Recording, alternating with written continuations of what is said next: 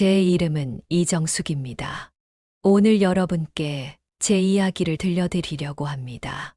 이 이야기는 71세에 시작된 저의 재혼과 그 충격적인 결말에 관한 것입니다. 그때는 정말 제가 미쳤었나 봅니다. 이럴 줄 알았다면 절대 재혼하지 않았을 거예요. 한순간의 잘못된 선택이 제 인생 전체를 무너뜨릴 수도 있었던 그 순간. 지금도 생각하면 온몸이 떨립니다. 여러분도 나처럼 혹은 여러분의 어머니, 이모, 할머니처럼 노년의 사랑을 찾다가 이런 함정에 빠질 수 있습니다. 그렇게 되지 않도록 제 이야기를 끝까지 들어주세요. 그리고 이 영상이 도움이 된다면 구독과 좋아요로 더 많은 분들에게 이 경험이 전해질 수 있게 도와주세요. 피눈물 나게 후회한 나의 재혼 이야기 시작합니다. 남편이 세상을 떠난 지 벌써 7년이 지났습니다. 처음 몇 년은 어떻게 지났는지도 모르겠어요. 매일 눈물로 시작해서 눈물로 하루를 마감했으니까요. 40년을 함께한 사람이 갑자기 사라지니 마치 내 몸의 반쪽이 없어진 것 같았습니다. 이정숙 여사님, 정정하시네요. 아직 장사하신다면서요? 동네 이웃들이 저를 볼 때마다 하는 말이었죠. 네, 저는 71세의 나이에도 여전히 동네 작은 옷가게를 운영하고 있었습니다. 남편이 떠난 후에도 가게는 제게 큰 위안이 되었어요. 손님들과 이야기를 나누고 그들의 모습에 어울리는 옷을 골라주는 일이 저를 살아있게 했으니까요. 자식들은 모두 독립해서 각자의 가정을 꾸리고 살고 있어요. 큰아들은 분당에서 회사를 다니고 작은 딸은 캐나다로 이민을 갔죠. 매년 명절에나 얼굴을 볼 수 있었지만 그것도 감사했습니다. 아이들이 잘 자라서 제 몫을 하고 있으니까요. 하지만 밤이 되면 그 적막함은 견디기 어려웠습니다. TV 소리를 크게 틀어놓아도 라디오를 틀어놓아도 채워지지 않는 외로움이 있었죠. 같이 저녁을 먹을 사람도 오늘 있었던 일을 나눌 사람도 없었으니까요. 정수가 이번 주말에 시간 있니? 소개시켜 줄 사람이 있어. 동창회에서 만난 미옥이의 말에 저는 처음엔 고개를 저었습니다.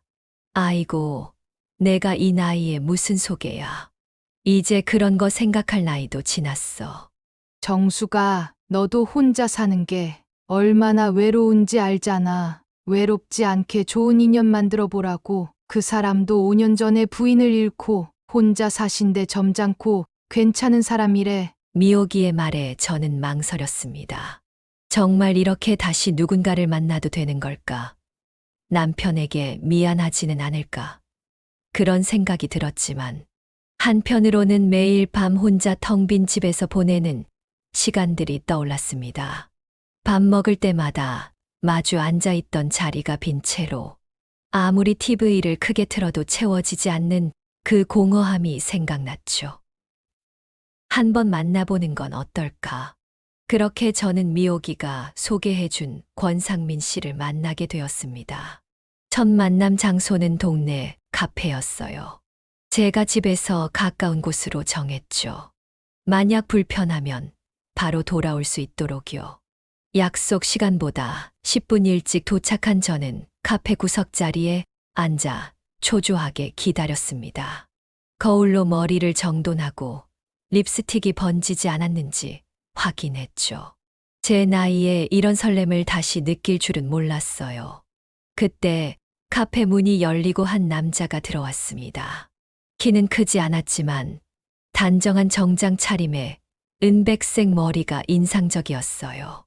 그는 주변을 둘러보다가 저를 발견하고 미소를 지었습니다. 이정숙 님이신가요? 네, 권상민 씨. 맞으시죠? 네, 반갑습니다. 기다리셨어요? 그의 목소리는 차분하고 부드러웠어요. 첫인상은 나쁘지 않았습니다. 오히려 생각보다 더 젊어 보였고 깔끔한 옷차림과 공손한 태도가 마음에 들었죠. 처음에는 어색했지만 차 한 잔을 마시며 이야기를 나누다 보니 시간이 금방 흘렀습니다. 권상민 씨는 은퇴한 고등학교 교사였고 취미로 등산을 한다고 했어요. 저와 마찬가지로 자녀는 2명, 아들과 딸이 있었고 모두 독립해서 살고 있다고 했습니다. 저도 아내가 떠난 후로 혼자 지내는 게 참 적응이 안 되더라고요. 매일 텅 빈 집에 들어가는 게 두렵기도 하고 그의 말에 저는 고개를 끄덕였습니다. 그 마음 너무나 잘 알고 있었으니까요. 네, 저도 그래요. 낮에는 가게 일로 바쁘지만 밤이 되면 혼자라는 게 실감나죠. 벽에 걸린 시계 소리가 너무 크게 들리고 그 말에 저는 깜짝 놀랐습니다. 정확히 제가 느끼던 그 감정을 그가 말했으니까요. 갑자기 눈시울이 뜨거워졌습니다. 아, 죄송해요. 슬픈 이야기를 꺼냈네요. 권상민 씨는 서둘러 주제를 바꿨고 우리는 각자의 취미와 좋아하는 음식, 가보고 싶은 여행지에 대해 이야기했습니다. 처음 만난 사이라고는 믿기지 않을 만큼 대화가 술술 이어졌어요. 왜인지 모르겠지만 처음 만남부터 마음이 끌리네요. 카페를 나서며 그가 한 말에 저는 얼굴이 붉어졌습니다. 마치 20살 소녀처럼요. 집으로 돌아오는 길, 가슴이 두근거렸습니다. 오랜만에 느끼는 설렘이었어요. 이후로도 우리는 자주 만났습니다.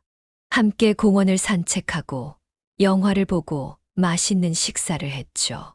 권상민 씨는 항상 제 이야기에 귀 기울여 주었고 작은 일에도 진심으로 공감해 주었어요. 그가 보내는 문자 메시지를 확인할 때마다 제 입가에는 웃음이 번졌습니다. 이정숙 씨, 혹시 우리 더 가까워져도 될까요? 한 달 정도 만남을 이어가던 어느 날, 그가 조심스럽게 물었습니다. 저는 잠시 망설였지만 이내 고개를 끄덕였어요. 제 마음도 이미 그를 향해 기울어져 있었으니까요. 네, 저도 그러고 싶어요. 그날 밤, 오랜만에 행복한 꿈을 꿨습니다. 누군가와 함께하는 따뜻한 미래에 대한 꿈이었죠. 남편이 떠난 후 처음으로 앞으로의 날들을 기대하게 되었습니다. 이렇게 제 인생에 새로운 장이 열리고 있었습니다. 마치 늦가을에 피어난 꽃처럼 제 가슴에는 늦은 설렘이 자리 잡았습니다. 이 설렘이 어디로 이어질지 그땐 알지 못했죠. 그저 오랜만에 찾아온 행복의 맛에 취해 있었을 뿐이었습니다. 권상민 씨와의 만남이 2달째로 접어들었을 때 저는 용기를 내어 아이들에게 이야기하기로 했습니다. 매주 주말마다 찾아오는 큰아들 민호에게 먼저 말을 꺼냈어요. 민호야, 엄마가 할 말이 있어. 평소처럼 제가 끓인 된장찌개를 먹던 민호는 숟가락을 내려놓고 저를 바라봤습니다. 무슨 일이세요, 엄마? 엄마가 좋은 사람을 만났어. 동창 미옥이가 소개해준 분인데 나이도 비슷하고 성격도 참 좋으셔. 민호의 표정이 굳어지는 것이 느껴졌습니다. 그는 말없이 저를 바라보더니 이내 한숨을 내쉬었죠. 혹시 재혼 생각하시는 거예요? 제가 대답하기도 전에 그의 목소리에서 걱정이 묻어났습니다. 저는 잠시 침묵했다가 조심스럽게 말을 이었어요. 아직 그런 단계까지는 아니지만 가능성은 있어. 권 선생님은 정말 좋은 분이야. 엄마가 외롭게 지내는 것보다는. 엄마, 정신 차리세요. 민호의 갑작스러운 소리에 저는 깜짝 놀랐습니다. 그의 눈빛이 날카로웠어요. 그 나이에 무슨 그 사람에 대해? 아무것도 모르잖아요. 요즘 노인 재혼 사기 많다고 뉴스에도 나오잖아요. 재산 노리고 접근하는 사람들. 민호야, 권 선생님은 그런 분이 아니야. 은퇴한 교사시고 참 점잖으신 분이셔. 그게 다 어디서 들은 이야기예요? 직접 확인해 보셨어요? 엄마, 제가 걱정돼서 그러는 거예요. 민호의 말은 계속되었습니다. 그날 이후로 딸 수연에게도 연락이 갔는지 캐나다에서 긴급 화상 통화가 왔어요. 엄마, 민호 오빠한테 들었어요. 정말 그런 생각하고 계신 거예요? 수연의 목소리에도 걱정이 가득했습니다. 저는 한숨을 쉬었죠. 수연아, 엄마가 이제 외로워서 그래. 너희들은 다 각자 가정이 있고 엄마는 혼자 빈집에서. 저희가 자주 찾아뵙지 못해서 죄송해요 하지만 그렇다고 모르는 사람과 재혼하는 건 엄마, 아빠 생각은 안 나세요? 그 말에 가슴이 찔렸습니다. 물론 남편 생각이 안 날 리가 없었죠. 하지만 그도 이제는 하늘나라에서 저를 지켜보고 있을 텐데 제가 외롭게 사는 것을 바라지는 않을 거라고 생각했어요. 수연아, 아빠는 이미 이 세상 사람이 아니야. 엄마도 이제 조금은 행복해도 되지 않을까. 엄마, 행복하셨으면 좋겠어요. 정말로요 하지만 그렇게 급하게 결정하시면 안 돼요. 최소한 어디 사는지 가족 관계라도 확인해 봐야죠. 아이들의 반대는 예상했지만 이렇게 강경할 줄은 몰랐습니다.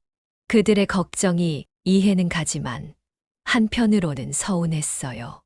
마치 제가 판단력이 없는 것처럼 대하는 것 같았으니까요.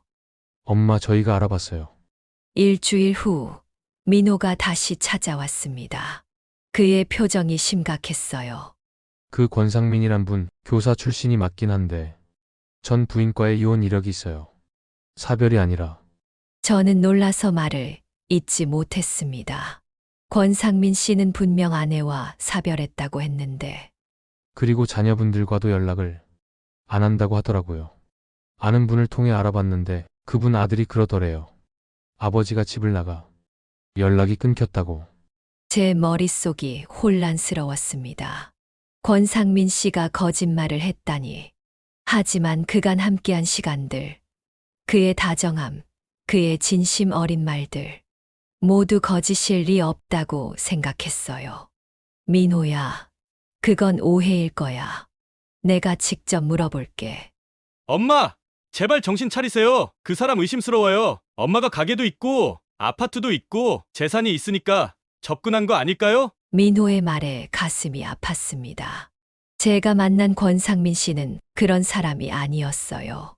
적어도 제가 느낀 그 사람은 그날 밤 잠을 이루지 못하고 뒤척이다가 권상민 씨에게 전화를 걸었습니다. 상민 씨, 물어볼 게 있어요. 정직하게 대답해 주세요. 무슨 일이세요? 정숙 씨, 이 시간에 당신, 전 부인과 이혼하신 거 맞나요? 사별이 아니라 전화 너머로 잠시 침묵이 흘렀습니다. 누가 그런 말을 했나요? 대답해 주세요. 맞나요? 아니면 아니에요? 긴 한숨 소리가 들렸습니다. 맞습니다. 이혼했어요. 하지만 그건 말하기 어려운 부분이 있어서 사별이라고 했던 겁니다. 정숙 씨가 오해할까봐. 그럼 자녀분들과도 연락 안 하시는 거 맞나요? 그건 또 다른 이야기입니다. 제가 직접 만나서 설명해 드릴게요. 전화로는 오해의 소지가 있을 것 같아요. 다음 날 우리는 공원에서 만났습니다. 권상민 씨는 모든 것을 고백했어요. 전 부인과는 성격 차이로 이혼했고 그 후 자녀들이 자신을 원망하면서 관계가 소원해졌다고요. 그것이 너무 부끄러워 사별이라고 말했다고 했습니다. 정말 죄송합니다. 거짓말해서 하지만 정숙 씨에 대한 제 마음은 진심입니다. 제발 믿어주세요. 그의 눈에는 진심이 담겨 있는 것 같았습니다. 저는 갈등했어요. 한편으로는 처음부터 거짓말을 한 것이 실망스러웠지만 다른 한편으로는 그의 마음을 이해할 수 있었습니다. 이혼은 아직도 우리 세대에서는 큰 상처이자 부끄러운 일로 여겨지니까요. 상민 씨 앞으로는 정직하게 말해주세요. 거짓말은 관계를 무너뜨려요. 네, 약속합니다. 이제 모든 걸 솔직하게 말할게요. 그의 진심 어린 사과를 받아들이고 우리는 다시 관계를 이어갔습니다. 하지만 자식들의 반대는 더욱 거세졌어요. 엄마, 처음부터 거짓말한 사람을 어떻게 믿을 수 있어요? 더 큰 거짓말을 하고 있을지도 모르잖아요. 민호는 격양된 목소리로 소리쳤습니다. 민호야, 사람은 실수할 수 있어. 엄마가 판단할게. 엄마, 제발요. 조금만 더 알아보고 결정하세요. 너무 서두르지 마세요. 하지만 제 마음은 이미 기울어져 있었습니다. 권상민 씨와 함께하는 시간이 너무 행복했고, 그의 존재가 제 삶에 큰 위안이 되었으니까요. 오랜 외로움 끝에 찾아온 따뜻함을 쉽게 놓치고 싶지 않았습니다. 민호야, 이제는 내 인생을 살고 싶어. 너희들은 다 각자의 삶이 있잖아. 엄마도 마지막 인생 행복하게 살 권리가 있지 않을까. 민호는 한숨을 쉬며 고개를 저었습니다. 원하시는 대로 하세요. 하지만 나중에 후회하지 마세요. 저희가 걱정해서 그런 거였다는 것만 기억해 주세요. 그렇게 자식들의 강한 반대에도 불구하고 저는 권상민 씨와의 관계를 이어갔습니다. 서로에 대한 마음이 깊어질수록 함께하는 미래를 꿈꾸게 되었죠. 정숙 씨, 우리 혼인신고를 하면 어떨까요? 교회로 드라이브를 나간 어느 주말, 그가 조용히 물었습니다. 저는 잠시 생각에 잠겼어요. 이미 이 나이에 화려한 결혼식은 필요 없다고 생각했지만, 법적으로 부부가 된다는 건 또 다른 문제였습니다. 상민 씨, 정말 그래도 될까요? 우리 이제 나이도 있고, 나이가 많아서 행복할 권리가 없나요? 정숙 씨와 함께하는 남은 인생, 저는 정말 행복할 것 같습니다. 그의 진심 어린 눈빛에 저는 마음이 녹았습니다. 맞아요. 이 나이라고 행복할 권리가 없는 건 아니잖아요. 그래요. 혼인신고를 해요. 다음 주 우리는 조용히 혼인신고를 했습니다. 자식들에게는 사후 통보가 되었죠. 예상대로 민호는 분노했고 수연은 실망감을 감추지 못했어요. 엄마가 이렇게까지 우리 말을 무시할 줄은 몰랐어요. 정말 실망입니다. 민호의 마지막 문자에 가슴이 아팠지만 저는 제 선택이 옳다고 믿었습니다. 이제는 내 인생을 살 때라고요. 자식들도 언젠가는 이해해 줄 거라고 생각했습니다. 결혼 후 우리는 제 집에서 함께 살기로 했어요. 권상민 씨는 월세 살던 집을 정리하고 제 집으로 이사 왔습니다. 처음엔 낯설었지만 빈 집에 누군가의 숨결이 함께한다는 것이 얼마나 위안이 되었는지 모릅니다. 여보, 오늘 저녁은 제가 준비할게요. 아니에요. 내가 할게요. 당신은 쉬세요. 서로를 배려하는 말들, 함께 나누는 식사 시간, 밤에 나누는 일상의 대화들. 이 모든 것이 저에게는 큰 행복이었습니다. 자식들의 반대가 무색하게 우리의 신혼생활은 평화롭고 달콤했어요. 하지만 그것도 잠시.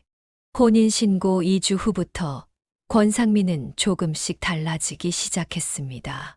그때는 미처 알아채지 못했지만 지금 생각해보면 모든 신호가 있었던 거예요. 다가올 폭풍우의 전조가. 결혼 한 달째 모든 것이 달라지기 시작했습니다. 처음엔 아주 사소한 변화였어요. 권상민이 자주 제 휴대폰을 유심히 바라본다든지, 제가 통장 정리를 할 때 마치 우연인 것처럼 들여다본다든지 하는 것들이었죠. 그땐 그저 새로운 가족의 자연스러운 호기심이라고 넘겼습니다. 아, 얼마나 순진했던 걸까요? 여보, 옷가게는 언제 정리할 생각이에요? 어느 날 저녁 식사를 하며 권상민이 물었습니다. 저는 의아했어요. 정리라니. 난 계속 할 생각인데.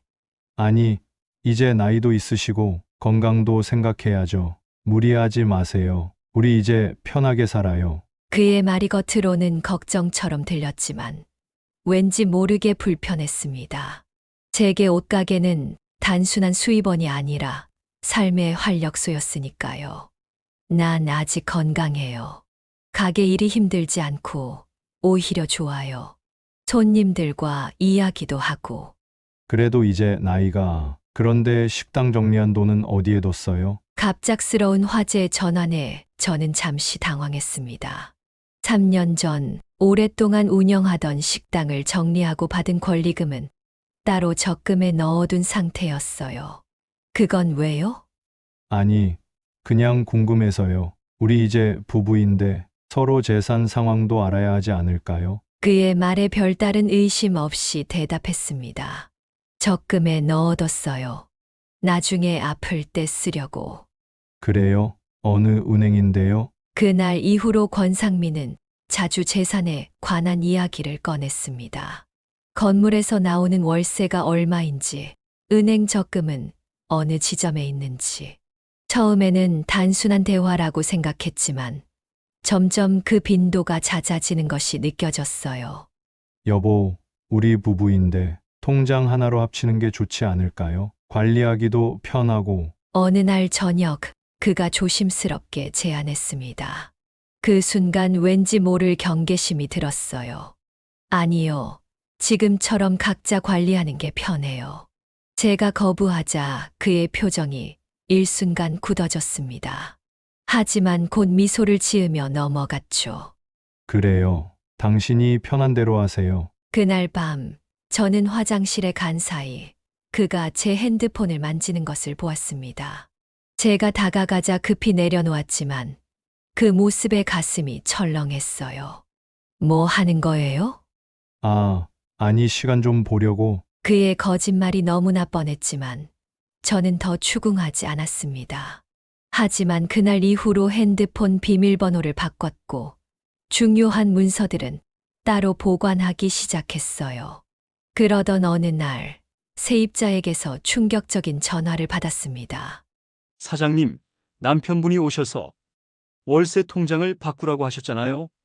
그래서 지난달부터 새 계좌로 입금했는데 혹시 확인하셨나요? 머리가 하얘졌습니다. 제가 그런 말을 한 적이 없었거든요. 제가 그런 말을 했나요? 네, 남편분이. 사장님 위임장도 가져오셨고. 제가 뭔가 착각했나요? 전화를 끊자마자 은행으로 달려갔습니다. 확인해 보니 권상민이 제 명의로 새 통장을 만들어 세입자들의 월세를 받고 있었어요. 다행히 은행 직원이 제가 직접 방문한 적이 없다며 의심스러워했고 결국 위조된 위임장까지 확인하게 되었습니다. 그날 집으로 돌아오는 길 온몸이 떨렸습니다. 내가 사랑한다고 믿었던 사람이 내 등 뒤에서 이런 일을 벌이고 있었다니. 하지만 아직 최악은 오지 않았습니다. 집에 돌아와 권상민을 기다리던 중 문득 그의 서랍을 열어보았습니다. 평소에는 절대 하지 않았을 행동이지만 이제는 모든 것이 의심스러웠어요. 그리고 거기서 여러 명의 여성들과 찍은 사진들과 다양한 은행 통장들을 발견했습니다. 심장이 멎는 줄 알았어요. 그 통장들 중에는 제 이름으로 된 것도 있었고 각종 대출 서류들도 있었습니다. 게다가 사진 속 여성들은 모두 저와 비슷한 연령대였어요. 가장 충격적인 것은 메모장이었습니다. 그곳에는 제 재산 목록과 목표 금액이라고 적힌 숫자가 있었어요. 정수기도 슬슬 넘어오는 것 같다. 3개월 안에 마무리하자. 그의 메모를 읽는 순간 온몸에 한기가 느껴졌습니다. 이건 단순한 돈 문제가 아니었어요. 계획적인 사기였습니다. 저는 그의 여러 피해자 중 하나였던 거예요. 바로 그때 현관문 소리가 들렸습니다. 권상민이 돌아온 거예요. 급히 서류들을 원래 자리에 넣고 침실로 들어갔습니다. 심장이 터질 것 같았어요. 여보, 오셨어요? 평소와 같은 목소리로 인사했지만 손은 떨리고 있었습니다. 그는 아무것도 모르는 듯 웃으며 다가왔어요. 네. 오늘 일찍 끝났네요. 저녁 먹었어요? 평소와 같은 대화를 나누는 동안 제 머릿속은 복잡했습니다. 어떻게 해야 할까? 지금 당장 경찰에 신고해야 할까? 하지만 증거가 충분할까? 아니면 자식들에게 연락해야 할까? 그날 밤 저는 잠을 이루지 못했습니다. 옆에 누운 남자가 낯선 사람처럼 느껴졌어요. 평생 모은 재산과 집을 빼앗길 위기에 처했다는 사실이 믿기지 않았습니다. 다음 날, 저는 마음을 다잡고 한 가지 결정을 내렸습니다. 일단 표면적으로는 아무것도 모르는 척하며 증거를 더 모으기로 한 거예요. 그리고 그날부터 권상민의 일거수일투족을 주시하기 시작했습니다. 그는 점점 더 대담해졌습니다. 이제는 제 등산 모임과 노래교실 금지하려 했고, 거기서 이상한 사람들 만나면 안 된다며 저를 통제했어요. 친구들과 통화하는 것도 제한하며, 혹시 돈 빌려달라고 하는 거 아니야? 라고 의심했습니다. 가장 충격적인 것은 자식들과의 연락도 방해하기 시작했다는 점이었어요. 엄마 돈 필요해서 연락하는 거야? 라는 말로 저를 세뇌하려 했습니다. 하지만 이미 모든 것을 알게 된 저는 겉으로만 순응하며 증거를 모았어요. 그러던 어느 날, 권상민의 전화통화를 우연히 엿듣게 되었습니다. 이번엔 확실해 3개월만 버티면 돈 뽑아낼 수 있어. 이 여자. 처음엔 좀 까다롭더니 이제 슬슬 넘어오네. 그 말을 듣는 순간 가슴이 찢어지는 듯 했습니다. 내가 사랑했던 사람이 이런 말을 하다니. 그제서야 저는 이 남자가 진짜 목적이 무엇인지 완전히 깨달았습니다. 더 이상 미루면 안 된다는 생각이 들었어요. 탈출해야 했습니다. 시간이 지날수록 권상민의 통제는 더욱 심해졌습니다. 마치 새장 속에 갇힌 새처럼 저는 점점 자유를 잃어갔어요. 10년 넘게 다녔던 등산 모임도 노래교실도 모두 끊어야 했습니다. 여보, 왜 자꾸 나가려고 해요? 나랑 있는 게 싫어요? 권상민은 항상 이런 식으로 저를 감정적으로 조종했습니다. 제가 친구들과 만나려고 하면 서운해하는 표정을 지으며 자신이 얼마나 외로운지를 강조했죠.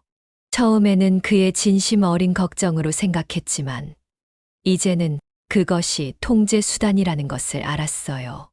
여보, 친구분이 또 전화했네요. 무슨 일이에요? 핸드폰이 울릴 때마다 그는 누구인지 확인했고 통화 내용까지 감시하려 했습니다. 저는 점점 친구들과의 연락도 끊게 되었어요. 누군가와 이야기할 때마다 권상민의 의심스러운 눈초리가 부담스러웠으니까요. 정숙 씨, 요즘 친구들이 돈 때문에 연락하는 것 같아요. 조심하세요. 모든 관계를 의심하게 만드는 그의 말에 처음에는 혼란스러웠습니다. 정말 그런가? 내 친구들이 정말 돈 때문에 나를 찾는 걸까? 하지만 곧 그것이 저를 고립시키려는 전략임을 깨달았어요. 가장 가슴 아픈 건 자식들과의 관계였습니다. 권상민은 끊임없이 제 아이들을 비판했어요. 당신 아들 또 돈 달라고 연락했죠? 보세요. 제가 말했잖아요. 다 당신 재산 노리는 거라고. 사실 민호는 그날 단순히 안부 전화를 한 것뿐이었습니다. 하지만 권상민은 모든 연락을 의심했고 결국 저는 아이들과의 통화도 줄이게 되었어요. 민호에게 냉담하게 대했던 날들이 지금도 가슴 아픕니다. 그러던 중 권상민은 더 대담한 행동을 시작했습니다. 어느 날 은행에서 온 문자를 확인했는데 제 명의로 대출 신청이 되어 있었어요. 제가 전혀 모르는 대출이었습니다. 상민 씨, 이게 무슨 문자예요? 내가 대출 신청한 적 없는데. 그는 잠시 당황하는 기색을 보이더니 이내 태연하게 대답했습니다. 아, 그거요? 우리 집 리모델링 하려고 알아본 거예요. 당신한테 말하려고 했는데 깜빡했네요. 하지만 왜 내 명의로요? 당신이 집주인이잖아요. 내 명의로는 대출이 안 나와서 괜찮지 않아요? 그의 말투는 마치 제가 너무 예민하게 구는 것처럼 들렸지만 저는 이미 그의 진짜 의도를 알고 있었어요. 권상민은 제 명의로 대출을 받아 돈을 빼돌리려 했던 겁니다. 그래요. 하지만 다음부터는 먼저 상의해 주세요. 겉으로는 수긍하는 척했지만 그날 바로 은행에 전화해서 대출 신청을 취소했습니다.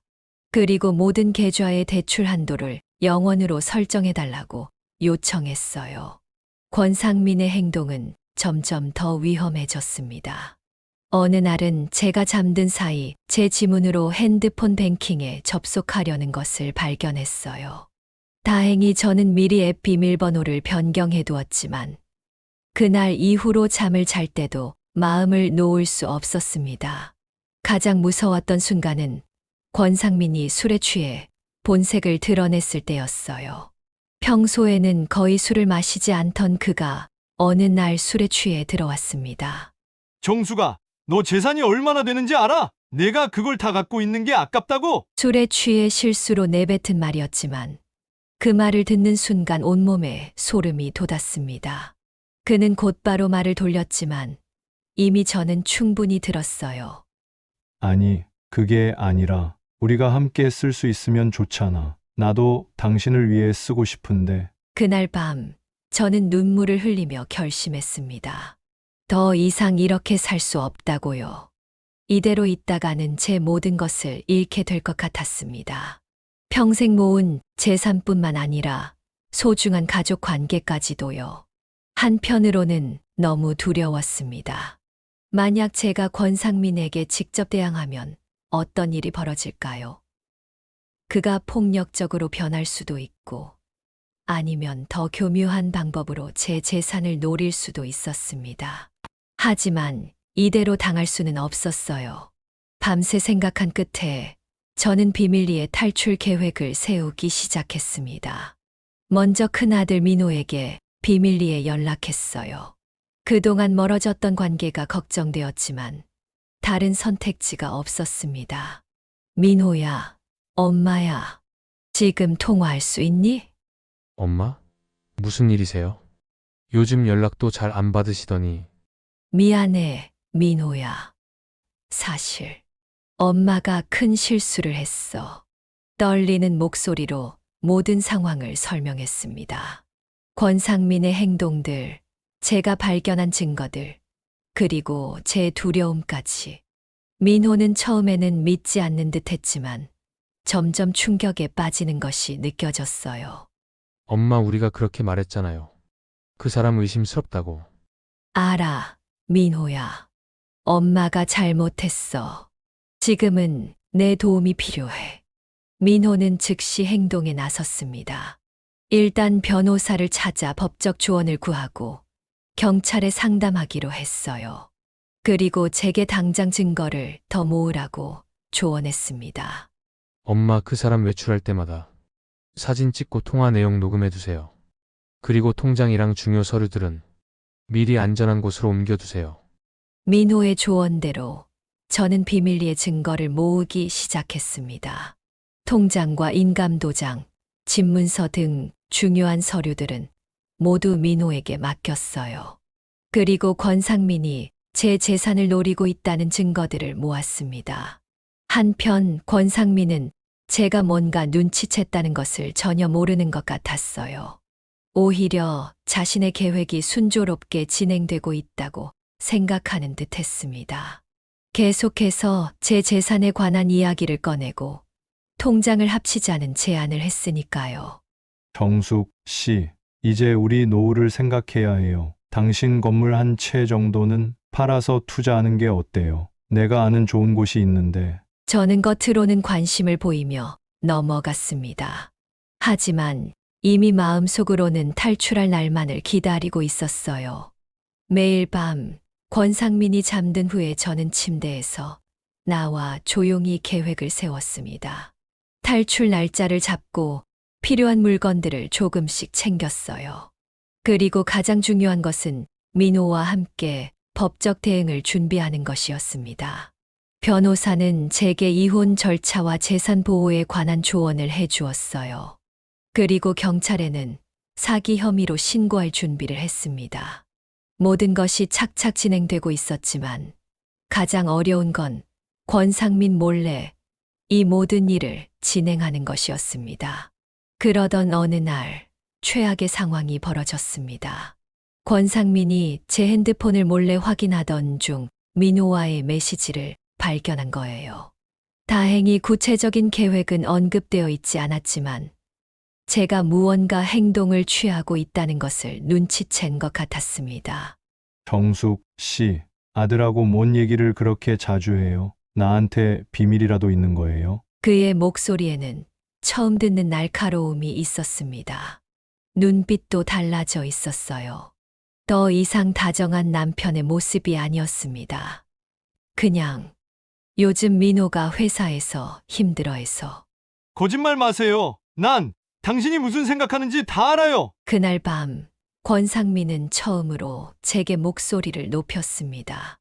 언성을 높이고 위협적인 자세로 다가왔죠. 순간 폭력을 당할 수도 있겠다는 공포가 밀려왔어요. 하지만 다행히 그는 실제로 손을 대지는 않았습니다. 정숙 씨, 내가 당신을 위해 얼마나 많은 것을 희생했는지 알아요? 내가 없었으면 당신은 지금도 혼자 외롭게 살고 있었을 거예요. 그런데 이렇게 배신해요? 권상민의 말은 계속되었고 저는 두려움에 떨며 그저 고개만 끄덕였습니다. 그날 이후로 그는 저를 더욱 감시하기 시작했어요. 핸드폰도 마음대로 사용하지 못하게 하고 외출도 함께 하지 않으면 안 된다고 우겼습니다. 이제 탈출은 더 급박해졌습니다. 더 이상 기다릴 시간이 없었어요. 민호와 비밀리에 연락하여 최종 계획을 세웠습니다. 권상민이 주 1회 친구들과 만나는 시간에 탈출하기로 한 거예요. 탈출 당일이 다가왔습니다. 그날 아침 저는 평소와 같이 행동하려 노력했지만 가슴은 계속 두근거렸어요. 권상민은 오후에 친구들과 바둑 모임에 간다고 했습니다. 이것이 제가 기다리던 기회였어요. 여보, 저 오늘 바둑 두러 가요. 저녁에 올 거니까 걱정하지 말고요. 권상민은 평소와 같이 인사를 하고 집을 나섰습니다. 문이 닫히는 소리가 들리자마자 저는 숨겨두었던 가방을 꺼냈어요. 이미 필요한 물건들은 조금씩 챙겨두었기 때문에 마지막으로 몇 가지만 더 넣으면 되었습니다. 사진 앨범, 남편과의 추억이 담긴 물건들, 그리고 제 어머니가 물려주신 반지, 소중한 것들만 골라 가방에 넣었어요. 마지막으로 집을 한 바퀴 둘러보았습니다. 40년 넘게 살아온 이 집을 이렇게 떠나야 한다니 마음이 아팠어요. 하지만 이것이 제 인생을 지키는 유일한 길이라는 것을 알고 있었습니다. 현관문 앞에서 잠시 멈춰서서 남편의 사진을 바라보았습니다. 여보, 미안해요. 내가 이렇게 벌을 받네요. 눈물이 흘렀지만 곧 마음을 다잡았습니다. 이제 뒤돌아볼 시간이 없었어요. 민호가 골목 입구에서 기다리고 있을 테니까요. 현관문을 나서는 순간 온몸이 떨리고 가슴이 조여왔습니다. 만약 권상민이 갑자기 돌아온다면, 혹시 지금도 누군가를 시켜 저를 감시하고 있다면, 온갖 걱정이 밀려왔지만 저는 끝까지 침착함을 유지했어요. 이 선택만이 자신의 인생을 지키는 길임을 알았으니까요. 골목을 빠져나와 조금 걷자 민호의 차가 보였습니다. 그는 차 밖에 서서 초조하게 기다리고 있었어요. 엄마, 빨리요! 민호의 차에 올라타자마자 그는 급히 출발했습니다. 저는 뒤를 돌아보았지만 다행히 아무도 따라오지 않았어요. 엄마 괜찮으세요? 많이 놀라셨죠? 괜찮아, 민호야. 엄마는 괜찮아. 하지만 제 목소리는 떨리고 있었고 손도 계속 떨렸습니다. 7개월 동안의 악몽 같은 시간이 끝나가고 있다는 안도감과 앞으로 닥칠 일에 대한 두려움이 뒤섞여 있었어요. 민호는 저를 자신의 집으로 데려갔습니다. 이미 그의 아내와 아이들에게 상황을 설명해 두었다고 했어요. 처음에는 어색했지만 민호의 가족들은 저를 따뜻하게 맞아주었습니다. 어머님, 얼마나 힘드셨어요. 이제 여기서 편하게 쉬세요. 며느리의 따뜻한 말에 갑자기 눈물이 쏟아졌습니다. 그동안 얼마나 무서웠는지, 얼마나 외로웠는지, 모든 감정이 한꺼번에 터져 나왔어요. 어떻게 내가 이런 실수를, 어떻게 이렇게 바보같이. 민호는 제 손을 꼭 잡았습니다. 엄마 자책하지 마세요. 이건 엄마 잘못이 아니에요. 그 사람이 교묘하게 접근한 거예요. 이제 우리가 도와드릴게요. 그날 밤 권상민에게서 수십 통의 전화가 왔습니다. 처음에는 걱정하는 척했지만 점점 화가 난 목소리로 바뀌었어요. 결국에는 협박까지 했습니다. 정숙 씨, 이러지 마세요. 당신 지금 어디 있는지 다 알아요. 돌아오지 않으면 큰일 날 줄 알아요. 민호가 대신 전화를 받아 단호하게 말했습니다. 우리 어머니한테 다시 연락하지 마세요. 이제 법적으로 해결할 겁니다. 다음 날 아침 우리는 경찰서로 향했습니다. 제가 모아둔 증거들, 권상민의 진짜 신원, 사기 행각의 증거, 위조 서류들, 모든 것을 경찰에 제출했어요.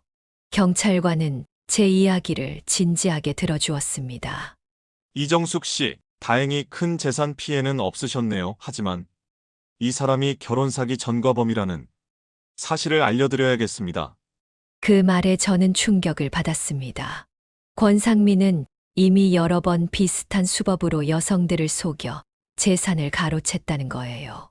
전국을 돌아다니며 노후 자금이 있는 60대 여성들을 노렸고 결혼 후 재산을 가로챈 뒤 이혼하거나 사라지는 방식이었습니다.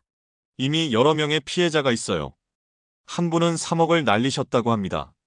그 말을 듣는 순간 등줄기에 식은땀이 흘렀습니다. 만약 더 늦게 깨달았다면 저도 그런 피해자가 되었을 거예요. 평생 모은 재산을 모두 잃고 노후를 망치게 될 뻔했습니다. 경찰 조사가 진행되는 동안 저는 민호네 집에서 머물렀습니다. 처음에는 권상민의 보복이 두려워 밖에 나가기도 겁났어요. 하지만 시간이 지나면서 조금씩 용기를 되찾기 시작했습니다. 한 달 후 권상민이 대전에서 또 다른 여성을 속이려다 체포되었다는 소식을 들었습니다. 그는 이제 법의 심판을 받게 될 거예요. 이정숙 씨 재판에 증인으로 출석해 주실 수 있을까요? 경찰의 요청에 저는 망설였습니다. 권상민을 다시 마주한다는 생각만으로도 가슴이 떨렸어요. 하지만 다른 피해자들을 생각하니 용기를 내야 했습니다. 네, 출석하겠습니다. 제가 할 수 있는 일이라면 무엇이든 하겠습니다. 재판 당일 법정에서 권상민을 다시 마주했습니다. 그는 여전히 당당한 표정이었지만 제 눈을 똑바로 쳐다보지는 못했어요. 저는 떨리는 목소리로 증언을 시작했습니다. 처음에는 그가 진심으로 저를 사랑한다고 믿었습니다. 하지만 점차 그의 진짜 목적이 드러났어요. 그는 제 재산을 노리고 있었고 심리적으로 저를 통제하기 시작했습니다. 제 증언을 마치고 나오는 길, 다른 피해 여성들이 다가와 손을 잡아주었습니다. 우리는 모두 비슷한 상처를 가지고 있었고 서로의 아픔을 이해할 수 있었어요.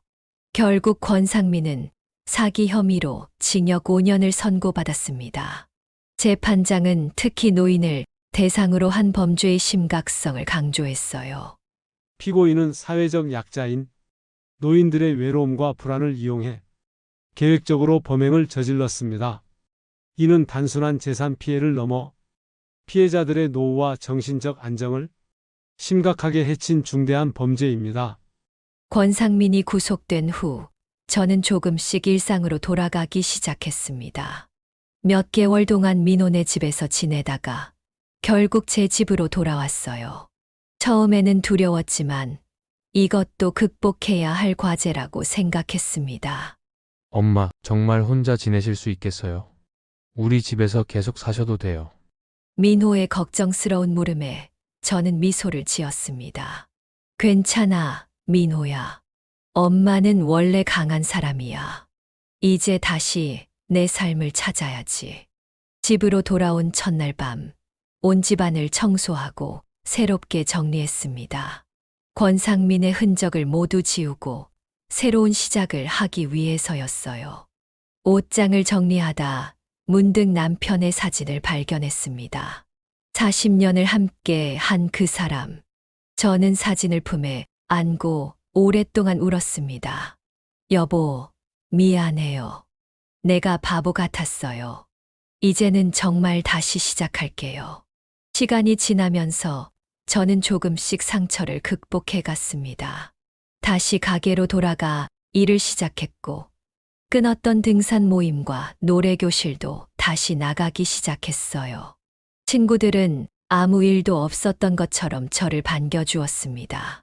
정수가 우리가 얼마나 걱정했는지 몰라. 이제라도 돌아와서 다행이야. 미옥이는 눈물을 글썽이며 제 손을 잡았습니다. 저도 미옥이를 원망하지 않았어요. 그녀도 권상민의 본 모습을 몰랐을 테니까요. 가장 힘든 것은 자식들과의 관계를 회복하는 일이었습니다.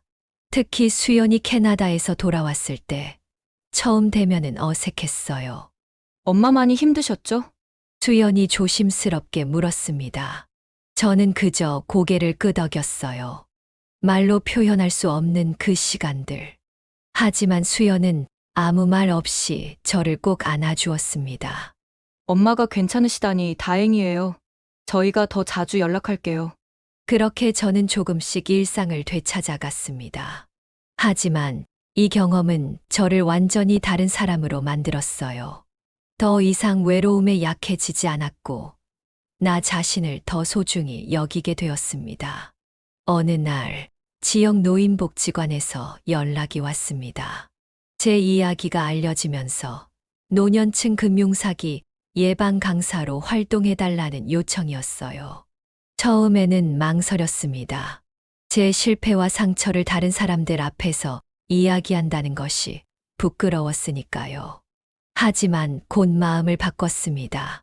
제 경험이 다른 누군가에게 도움이 될 수 있다면 그것만으로도 의미가 있을 테니까요. 여러분, 저는 71세에 재혼했다가 결혼 사기를 당한 이정숙입니다. 첫 강의를 시작하며 저는 떨리는 목소리로 제 이야기를 시작했습니다. 강의실에는 저와 비슷한 연령대의 어르신들이 많았어요. 그들의 눈빛에서 저는 제 모습을 보았습니다. 외로움에 취약한 누군가의 따뜻한 관심이, 그리운 마음들. 외로움이 무서워 서둘렀던 선택이었지만 이제는 혼자여도 충분히 행복할 수 있다는 걸 알았어요. 결혼은 사랑만으로 되는 게 아닙니다. 특히 우리 나이에는 더더욱요. 상대방의 배경과 신원을 철저히 확인하고 충분한 시간을 두고 결정하세요. 강의를 들은 많은 어르신들이 저에게 감사의 인사를 전했습니다. 그 중에는 비슷한 상황에 처해 있던 분들도 있었고, 덕분에 의심스러운 관계를 끊을 수 있었다는 분들도 있었어요. 이정숙 씨 덕분에 정말 큰 실수를 막았어요. 저도 비슷한 남자를 만났었거든요. 한 할머니의 말에 가슴이 뭉클했습니다. 제 상처가 다른 이들에게 교훈이 되고 있다니, 그 고통도 이제는 의미가 있는 것 같았어요. 시간이 흐르면서 저는 강의 활동을 확대해 여러 지역을 다니게 되었습니다. 노인 대상 결혼 사기 예방이라는 주제로 책자도 만들었고, 지역 신문의 칼럼도 연재하게 되었어요. 제 경험을 통해 다른 노인들이 보호받을 수 있다는 사실이 저에게는 큰 위안이 되었습니다. 이제는 권상민의 생각이 떠오를 때마다 가슴이 아프지 않습니다. 그것은 제 인생의 한 과정이었고, 그 경험을 통해 저는 더 강해졌으니까요. 가끔은 민호네 집에 가서 손주들과 시간을 보내기도 하고, 주말에는 친구들과 등산을 가기도 합니다. 삶은 다시 아름다워졌어요. 정숙 할머니, 우리 오늘 공원에 놀러 가요. 손주들의 제잘거림은 제게 늘 큰 기쁨입니다. 그들의 순수한 웃음소리를 들으며 저는 다시 한번 감사함을 느낍니다. 이렇게 행복한 순간들을 앞으로도 오래 누릴 수 있어서요. 어느 날 강의를 마치고 나오는 길에 한 할아버지가 다가왔습니다. 이정숙 씨, 정말 용기 있는 이야기 감사합니다. 저도 비슷한 경험이 있어서 공감이 많이 됐습니다. 우리는 차 한 잔을 놓고 이야기를 나누었습니다. 그분도 비슷한 사기를 당한 경험이 있다고 했어요. 이렇게 서로의 경험을 나누며 우리는 위로를 주고받았습니다. 혼자라는 건 외롭지만 잘못된 선택으로 인한 후회보다는 낫더라고요. 할아버지의 말에 저는 고개를 끄덕였습니다. 맞아요. 혼자 사는 것이 때로는 힘들지만 그것이 꼭 불행한 것은 아니니까요. 중요한 건 내가 나를 사랑하고 내 삶을 스스로 지킬 수 있다는 것입니다. 이제 저는 77세가 되었습니다. 권상민과의 일은 6년 전의 일이 되었지만 그 교훈은 여전히 제 삶의 중요한 부분입니다. 재혼에 대한 환상은 없어졌지만 인생에 대한 더 깊은 이해가 생겼어요. 사실 평생 모아온 재산의 일부를 잃기는 했습니다. 권상민이 제 명의로 만든 대출 일부와 그가 가져간 현금. 하지만 저는 그것을 인생 공부 비용이라고 생각합니다. 값비싼 수업료였지만 그만한 가치가 있는 교훈이었으니까요. 여러분, 외로움에 취약해지지 마세요. 그리고 재산 관리는 절대 남에게 맡기지 마세요. 이것이 제가 강의에서 항상 강조하는 말입니다. 특히 노년의 외로움은 우리를 약하게 만들고 잘못된 선택으로 이끌 수 있어요. 하지만 외로움보다 더 무서운 것은 자신의 판단력을 잃는 것입니다. 오늘도 저는 아침에 일어나 거울을 보며 스스로에게 말합니다. 당신은 충분히 강하고 충분히 가치 있는 사람이에요. 혼자여도 당신의 인생은 아름답습니다. 이제 저는 진정한 행복이 무엇인지 깨달았습니다. 그것은 누군가에게 의존하는 것이 아니라 나 자신을 사랑하고 존중하는 것에서 시작됩니다. 그리고 그 여정은 지금도 계속되고 있어요. 어머님, 이 이야기가 많은 분들에게 도움이 될 거예요. 지난주 한 방송국에서 저의 경험을 다큐멘터리로 제작하고 싶다는 제안이 왔습니다. 처음에는 망설였지만 더 많은 사람들에게 경각심을 줄 수 있다는 생각에 용기를 냈어요. 네, 저의 이야기가 누군가에게 도움이 된다면 기꺼이 나누겠습니다. 이제 저는 과거의 상처를 딛고 새로운 삶을 살고 있습니다. 여전히 같은 집에 살고 같은 가게를 운영하고 있지만 제 마음은 완전히 달라졌어요. 더 이상 외로움에 지배당하지 않고 제 삶의 주인으로 당당하게 살아가고 있습니다. 여러분도 기억하세요. 나이는 숫자에 불과합니다. 70대든 80대든 우리는 여전히 배우고 성장하고 행복할 권리가 있어요. 그리고 무엇보다 우리는 스스로를 지키고 사랑할 의무가 있습니다. 제 이야기가 여러분에게 작은 위로가 되었기를 바랍니다. 그리고 혹시 비슷한 상황에 처한 분이 계시다면 용기를 내어 도움을 요청하세요. 결코 혼자가 아니라는 것을 기억하세요. 감사합니다. 여러분, 제 이야기가 조금이라도 도움이 되셨다면 좋아요와 구독을 눌러주세요. 그리고 혹시 여러분 주변에도 비슷한 경험을 하신 분이 계시거나 여러분이 직접 경험하신 이야기가 있다면 댓글로 공유해 주세요. 서로의 경험을 나누는 것이 또 다른 누군가를 보호하는 방법이 될 수 있습니다. 특히 여러분의 친구들에게 이 영상을 보여드리면 좋겠습니다. 노년의 사랑은 아름답지만 이렇게 위험한 상황도 있다는 것을 알려드리는 것이 중요하니까요. 알림 설정도 함께 해주시면 감사하겠습니다. 모두 건강하고 행복하세요. 감사합니다.